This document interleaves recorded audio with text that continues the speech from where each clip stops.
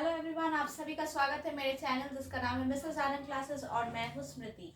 तो last class हमने part 1 किया था, तो आज हम करेंगे part 2, not part 1, work and energy का। तो पार्ट 2 में हमने क्या करना है, आज हम करेंगे न्यूमेरिकल एग्जाम्पल 11.4। लास्ट क्लास में हमने कौन सा टॉपिक कवर किया था? हमने लास्ट क्लास में काइनेटिक एनर्जी का टॉपिक कवर किया था, जिसका न्यूमेरिकल आज हम करेंगे। ओके, काइनेटिक एनर्जी तक कवर किया था। आप लोगों को याद होगा कि ई के हमने एनर्जी निकाला था 12mv²। ठीक है, तो इसके आगे आज हम लोग करेंगे।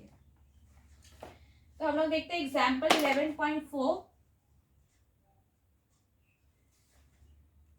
What is the work to be done to increase the velocity of a car from 30 km per hour to 60 km per hour if the mass of the car is 1500 kg? देखिए मास क्या दिया हुआ है, 1500 kg दिया हुआ है। u क्या दिया हुआ है, u 30 किलोमीटर पर आवर दिया हुआ है, पर हमें इसे मीटर पर सेकेंड में चेंज करना पड़ेगा। ठीक है, तो क्या हो जाएगा ये, जब हम लोग बड़े से छोटे को करते हैं तो 18/5 करते हैं। ठीक है,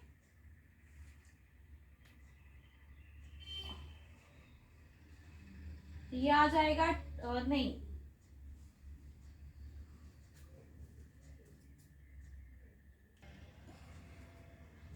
ये किलोमीटर पर आवर में, तो इसे हमें मीटर पर सेकेंड में चेंज करना है। ठीक है, मीटर पर सेकेंड में v क्या दिया हुआ है, 60 किलोमीटर पर आवर को भी हमें मीटर पर सेकेंड में चेंज करना है। ठीक है, तो अगर हम लोग e के इनिशियल निकालेंगे तो 12mv² आएगा। तो हाफ मास कितना है, 1500 kg। अगर इसको चेंज करते हो तो क्या आ जाएगा, 25/3 मीटर पर सेकेंड आ जाएगा। ठीक है,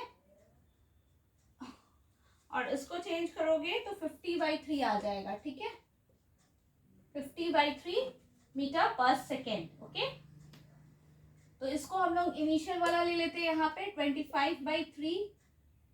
ठीक है, तो ये इनटू है, मल्टीप्लीकेशन का साइन आएगा यहाँ पे। तो क्या आ जाएगा, हम लोग सॉल्व करेंगे तो 156,250 आ जाएगा। ठीक है, बाई 3 जूल आ जाएगा। ओके, फाइनल हम लोग निकाल लेंगे, फाइनल काइनेटिक एनर्जी। ये इनिशियल हुआ, आई का मतलब होता है इनिशियल, और एक फाइनल निकाल लेंगे तो फाइनल क्या आ जाएगा, 12mv²। हाफ m मास तो सेम ही रहेगा 1500, v 50/3 हो जाएगा। ठीक है, ये कितना आ जाएगा, 625,000/3। ठीक है, जूल। तो अब हमें change in velocity, sorry change in kinetic energy निकालना है। ठीक है, work to be done to increase, तो वर्क क्या हो जाएगा, वर्क टू बी डन क्या हो जाएगा, चेंज इन काइनेटिक एनर्जी हो जाएगा। तो क्या करेंगे हम लोग, फाइनल माइनस इनिशियल करेंगे, दिस माइनस दिस। इसको अगर हम लोग 2 मान लेते हैं, इक्वेशन 2, और इसको इक्वेशन 1 मान लेते हैं, तो 2 - 1 कीजिएगा तो आपका आ जाएगा चेंज इन काइनेटिक एनर्जी। तो ये कितना आएगा, ई के एफ माइनस ई के आई कितना आ जाएगा, दिस माइनस 156,250/3 आ जाएगा 156,250। ठीक है, इसका आ जाएगा आंसर जूल। यूनिट का भी लिखना ना भूले, unit is very very important, so have a habit of writing unit in each and every sum, otherwise आपका मार्क्स जो है वो कट हो जाता है अगर आप यूनिट नहीं लिखोगे तो। ठीक है, और यहाँ पे भी याद रखना इसका यूनिट चेंज करना है। जब हम बड़े से छोटे में करते हैं तो इंटू 5/18 करते हैं, अगर यहाँ पे छोटे से बड़े में करना रहता है तो 18/5 करते हैं। ठीक है, तो चलिए आगे हम लोग बढ़ते हैं। तो आगे हमारा क्या टॉपिक है इसमें, इंडेक्स क्वेश्चन है। अच्छा, what is the kinetic energy of an object right an expression for the kinetic energy of an object. Kinetic energy क्या होता है? जब कोई ऑब्जेक्ट मूव कर रहा होता है, मान लीजिए एक ऑब्जेक्ट मैं चल रही हूँ और मैंने किसी ऑब्जेक्ट को दूसरे ऑब्जेक्ट को हिट किया, ठीक है, तो मेरा कुछ एनर्जी उसमें चला गया, तो ये क्या होता है? चेंज इन एनर्जी होता है। तो चेंज इन काइनेटिक एनर्जी होता है। ये काइनेटिक एनर्जी है। मैं जब चल रही हूँ तो मेरा मोशन हो रहा है, तो मोशन के टाइम में जो एनर्जी पोजेस करता है ना ऑब्जेक्ट या फिर एक बॉडी, तो उसे काइनेटिक एनर्जी बोलते हैं, ठीक है। Write an expression for the kinetic energy of an object. यही एक्सप्रेशन है आपका E k is equals to half mv²। ये एक एक्सप्रेशन हुआ आपका काइनेटिक एनर्जी का, ठीक है। The kinetic energy of an object of mass m moving with a velocity of 5 meter per second is इतना. What will be its kinetic energy when its velocity v is double? तो चलिए इसको solve करते हैं हम लोग।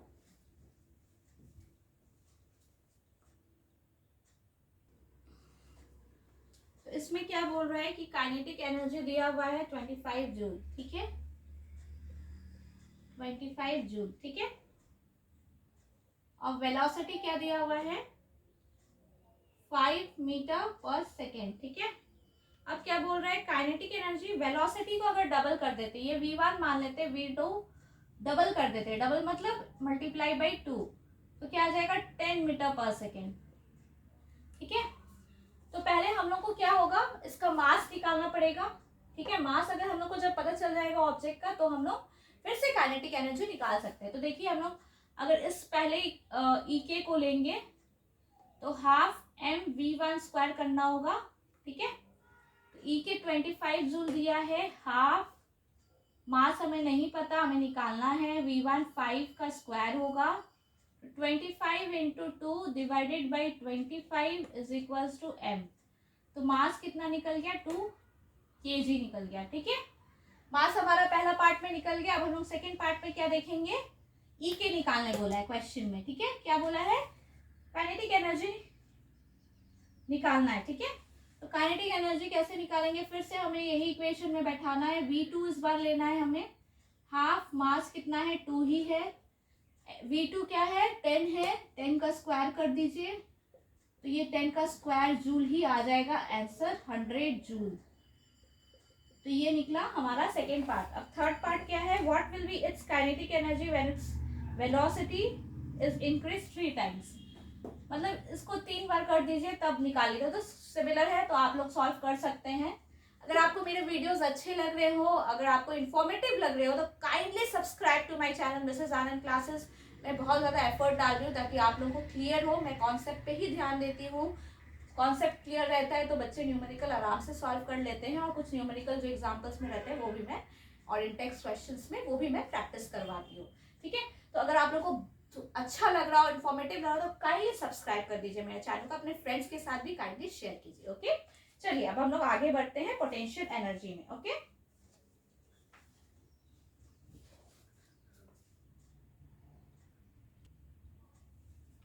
तो potential energy में क्या है? The energy gets stored due to the work done on the object. The energy transferred to an object is stored as potential energy if it is not used to cause a change in the velocity or speed of the object.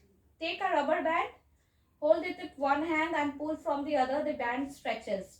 Release the band at one of the ends. What happens? The band will tend to regain its original length. Obviously, the band had acquired energy in its stretched position. तो देखिए क्या होता है ना, potential energy क्या होता है? जब मान लीजिए कोई बॉडी वर्क नहीं कर रहा तो एनर्जी स्टोर्ड रहता है, मतलब एनर्जी है उसके पास लेकिन वो कुछ काम नहीं कर रहा। जैसे मैं अभी आपको पढ़ा नहीं रही हूँ, अगर मैं चुपचाप खड़ी हूँ तो मेरे अंदर एनर्जी तो है बट वो स्टोर्ड है। तो स्टोर्ड किस फॉर्म में होता है? वो पोटेंशियल एनर्जी बोला जाता है उसको, ठीक है। एनर्जी स्टोर्ड, जो एनर्जी स्टोर्ड होता है ना उसे हम लोग पोटेंशियल एनर्जी बोलते हैं, ठीक है। You transfer energy when you stretch a rubber band. जब हम लोग स्ट्रेच करते हैं एक रबर बैंड को तो एनर्जी ट्रांसफर करते हैं, ठीक है। The energy transferred to the band is its potential energy. You do work while winding the key of a toy car. ठीक है, जो मतलब सिंपल आप देखिए, जो एनर्जी स्टोर्ड होता है ना, जो वर्क में नहीं है, उसे पोटेंशियल एनर्जी बोलते हैं, ठीक है। Potential energy of an object at a height. तो क्या हाइट पे ऑब्जेक्ट का पोटेंशियल एनर्जी होगा वो हम लोग देखेंगे, ठीक है।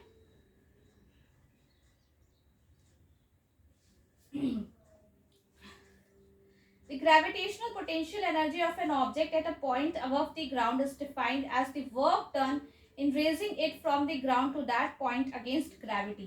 देखिए, तो इसको क्या बोलते हैं, ग्रेविटेशनल पोटेंशियल एनर्जी बोलते हैं। ग्रेविटेशनल पोटेंशियल एनर्जी क्या होता है, कैसे डिफाइन करते हैं। अगर कोई ऑब्जेक्ट को, मान लीजिए ये एक ऑब्जेक्ट है, मुझे इसे यहां से इस हाइट पे ले जाना है, ठीक है।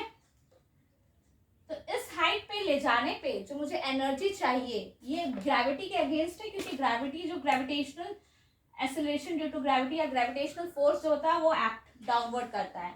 इसके अगेंस्ट में हम इसे ले जा रहे हैं ऊपर, तो हमें क्या चाहिए, एनर्जी चाहिए। तो इस एनर्जी को क्या बोलते हैं, gravitational potential energy. Okay, it is easy to arrive at an expression for the gravitational potential energy of an object at a height.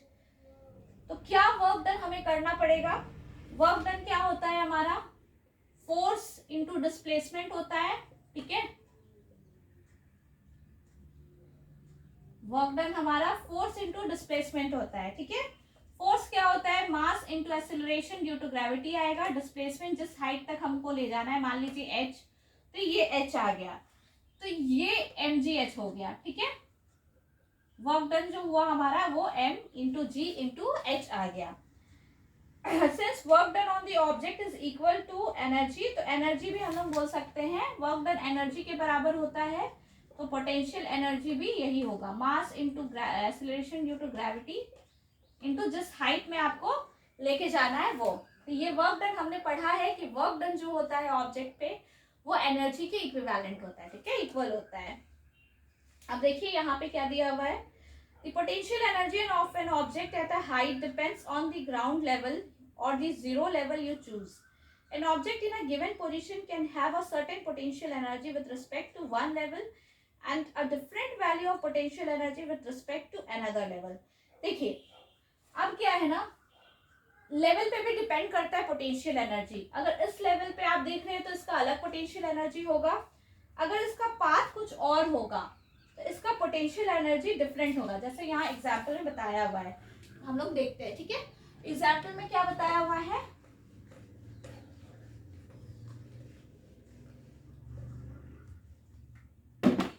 अगर कोई ऑब्जेक्ट को हम लोग इस तरीके से लेके जाते हैं,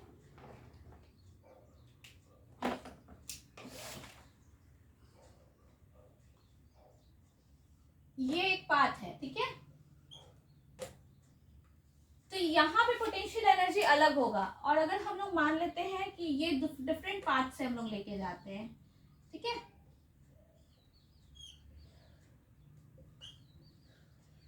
तो यहाँ पे पोटेंशियल एनर्जी डिफरेंट होगा, ठीक है। चलिए अब हम लोग न्यूमेरिकल देखते हैं।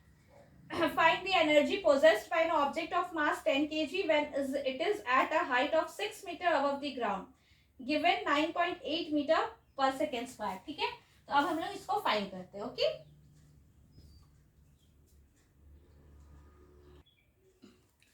तो हमने क्या लिखा, मास 10 kg, हाइट 6 मीटर, जी 9.8 मीटर पर स्क्वायर। तो अभी हमने जस्ट पढ़ा है क्या होता है, potential energy mass into G into H, ठीक है। मास कितना है 10 इंटू जी 9.8 इंटू एच 6, तो ये कितना आ जाएगा 588 जूल आ जाएगा, ठीक है।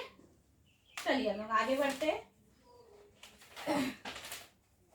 एक और एग्जाम्पल है, an object of mass 12 kg is at a certain height above the ground. If the potential energy of the object is 480 joule, find the height at which the object is with respect to the ground. G को लेना है 10 metre पर second square. तो हम लोग यहीं पे solve कर लेते हैं इसको भी। तो हमारा क्या दिया हुआ है, मास दिया हुआ है 12 kg, हाइट हमें फाइंड आउट करना है, जी दिया हुआ है 10 मीटर पर सेकेंड स्क्वायर, और पोटेंशियल एनर्जी भी दिया हुआ है 480 joule.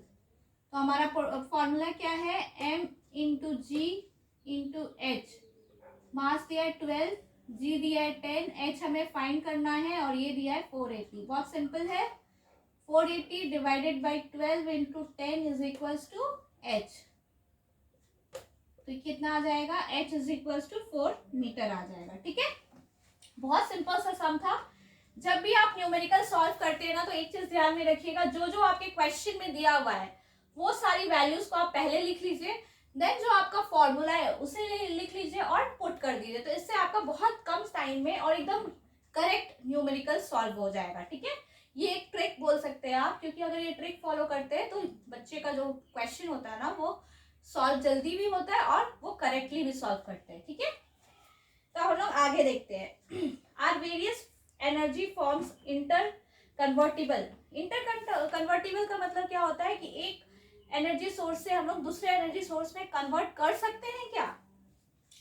Can we convert energy from one form to another form? We find in nature a number of instances of conversion of energy from one form to another. ऐसा बहुत सारा है कि हम लोग एक फॉर्म से दूसरे फॉर्म में कर सकते हैं। फॉर एग्जाम्पल देखिए, हम लोग मैकेनिकल एनर्जी से इलेक्ट्रिकल एनर्जी जनरेट कर सकते हैं। ठीक है, जैसे कि हम लोग ने कुछ मोटर लगाया, उस मोटर के जरिए हमारा इलेक्ट्रिकल एनर्जी चल रहा है। मतलब सिंपल देख लीजिए, आप हमने एक स्विच लगाया, स्विच ऑन किया, उससे फैन चल रहा है। ठीक है, तो हमने क्या किया, मैकेनिकल एनर्जी दिया, उससे वो इलेक्ट्रिकल एनर्जी में कन्वर्ट हो गया। ठीक है, मान लीजिए एक जनरेटर है, तो उसमें हमने मैकेनिकल एनर्जी दिया जो कि कन्वर्ट हो जाता है, हमें इलेक्ट्रिसिटी घर में मिलता है, तो इलेक्ट्रिकल एनर्जी में। तो ऐसे बहुत सारे फॉर्म्स ऑफ एनर्जी जिसे हम लोग कन्वर्ट कर सकते हैं, इंटर कन्वर्टेबल होते हैं डिफरेंट एनर्जी फॉर्म्स। ठीक है, अब हम लोग देखते हैं law of conservation of energy. Law of conservation of energy क्या होता है? ठीक है,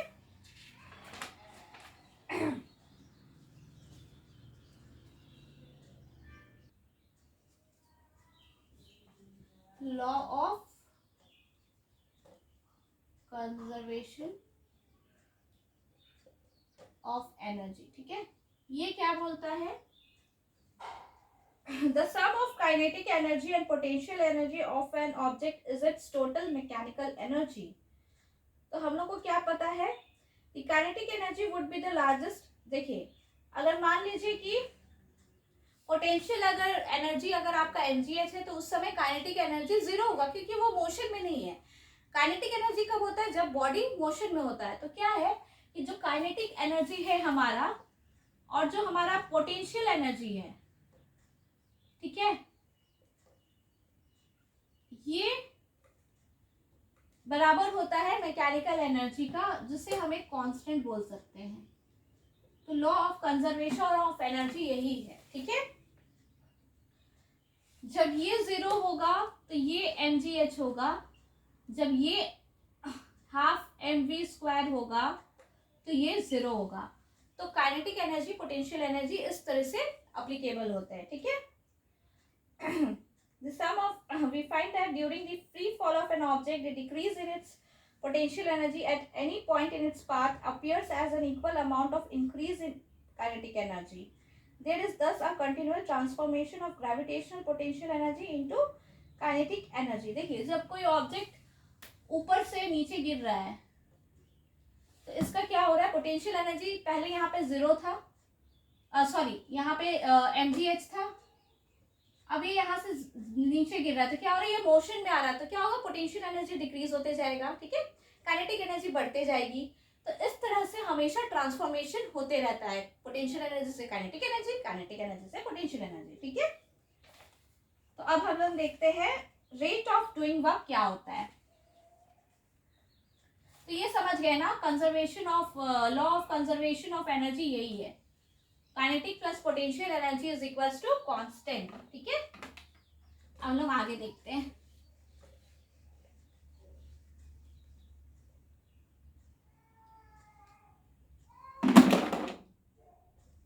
रेट ऑफ डूइंग वर्क,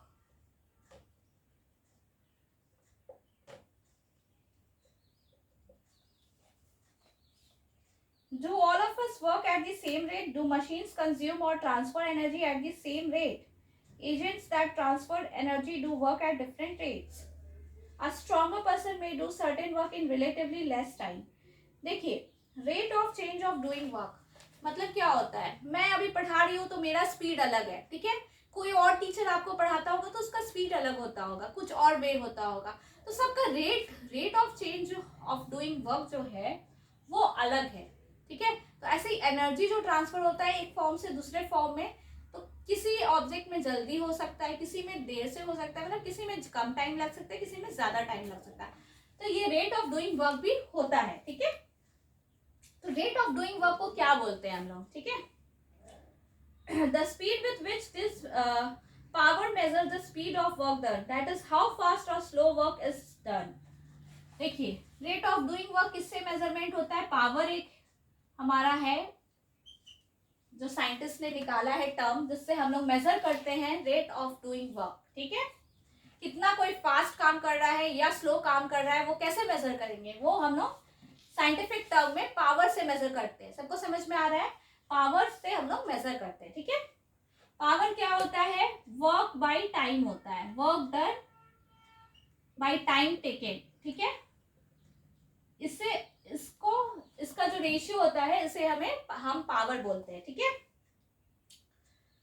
तो वर्क डन का क्या यूनिट है, जूल, और इसका सेकेंड, तो इसका यूनिट क्या हुआ, जूल पर सेकेंड, बट इसका है watt, joule per second is equal to watt, ठीक है। पावर का यूनिट क्या हुआ, वॉट। वॉट मत समझिएगा WH80 वाला, ये दूसरा वॉट है, ठीक है। तो अब देखिए 1 वॉट क्या होगा, 1 वॉट कितना होगा, 1 जूल वर्क डन 1 सेकेंड में किया गया, ठीक है। तो 1 किलोवाट क्या होगा, 1000 वाट होगा, 1 किलोवाट 1000 वाट ऐसे भी लिख सकते हैं, और 1000 जूल पर सेकेंड भी लिख सकते हैं, ठीक है। The power of an agent may vary with time. This means that the agent may be doing work at different rates at different intervals of time. Therefore, the concept of average power is useful. Average power का concept भी useful होता है, ठीक है।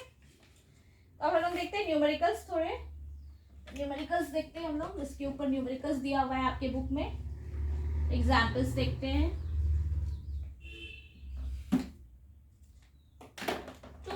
Each of weight 400 Newton climb up a rope through a height of 8 meter. We name one of the girls A and the other girl B. Girl A takes 20 seconds while B takes 50 seconds to accomplish this task. What is the power expended? तो first girl का power क्या होगा, work done by time होता है, तो work done कितना हुआ 400 newton by पहला कितना टाइम लगाई,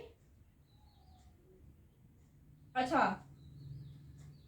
एच भी दिया हुआ है, वेट दिया हुआ है, एक्चुअली वेट दिया हुआ है आपका 400, ठीक है।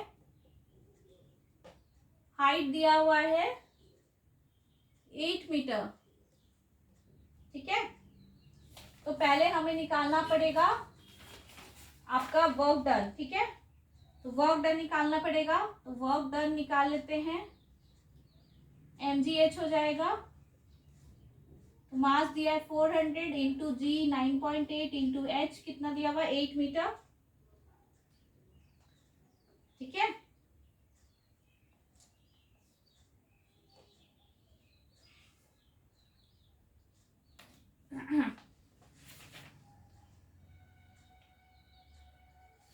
mg दिया हुआ है 400, वेट दिया है ना, तो वेट का मतलब क्या होता है, weight is equal to mg, ठीक है। mg दोनों दिया हुआ है वैल्यू, तो जी की वैल्यू यहाँ हम लोग नहीं लेंगे। सबको समझ में आया, ये मिस्टेक स्टूडेंट्स कर सकते हैं। वेट दिया हुआ है, मास नहीं दिया हुआ है, ठीक है। तो वेट दिया हुआ तो वो mg हो गया, तो ये डायरेक्टली हो जाएगा इंटू 8 डिवाइडेड बाई टाइम कितना दिया हुआ है 20 सेकेंड्स दिया हुआ है, तो ये कितना आ जाएगा 160 वॉट हो जाएगा। ये फर्स्ट का हुआ। सेकेंड का पावर क्या होगा, पावर बाय गर्ल बी, ये भी mgh बाई टाइम हो जाएगा। mg दिया हुआ है 400, हाइट भी सेम रहेगा, टाइम का सिर्फ डिफरेंस है, टाइम यहाँ पे 50 है, 64 जूल, सॉरी 64 वॉट पावर है ना, 64 वॉट, ठीक है। एक और क्वेश्चन दिया हुआ है, A boy of mass 50 kg runs up a staircase of 45 steps in 9 seconds. If the height of each step is 15 centimeter, find his power. देखिए पहले तो ये मास दिया हुआ है, मास इंटू जी लेना पड़ेगा आपको। जी दिया हुआ है 10 मीटर पर सेकेंड, तो हम लोग जी क्या लेंगे, वर्क डन पहले निकाल लीजिए, ठीक है। mgh हो जाएगा, मास दिया हुआ है आपका 50, जी 10, और हाइट देखिए, हाइट क्या दिया हुआ है 45 स्टेप्स है, ठीक है, और एक स्टेप का हाइट 15 सेंटीमीटर है, तो उसको मीटर में कर दीजिए, 45 इंटू 15/100, ठीक है। तो ये आ जाएगा, तो ये कितना आ जाएगा, कुल मिला के ये आएगा आपका, और ये आ जाएगा आपका डिवाइडेड बाय वर्क डन हो गया ये, और आपका क्या है टाइम, टाइम दिया हुआ है 9 सेकेंड, तो mg ले लिया हमने, h ले लिया, तो ये क्या हो जाएगा 50 into 10 into 45 into 15/100 divided by 9, 9 5 से कर लीजिए, तो इसको मल्टीप्लाई कर दीजिए, कितना आ जाएगा, ये 10 10 गया, इधर से इधर गया, तो ये आ जाएगा 25 इंटू 15 वॉट, ये कितना आएगा 375 वॉट, ठीक है। एक लास्ट टॉपिक बचा हुआ है कॉमर्शियल यूनिट ऑफ एनर्जी, वो अभी हम लोग देखेंगे, ठीक है।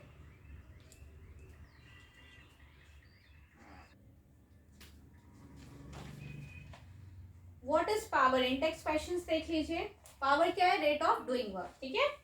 Define what what 1 watt of power, 1 watt क्या होता है 1 joule of energy by 1 second, ठीक है। A lamp consumes 1000 joule of electrical energy in 10 seconds. What is its power? बहुत easy है, solve कर लीजिएगा। Commercial unit of energy. The unit is joule is too small and hence is inconvenient to express large quantities of energy. We use a bigger unit of energy called kilowatt hour. What is 1 kilowatt hour?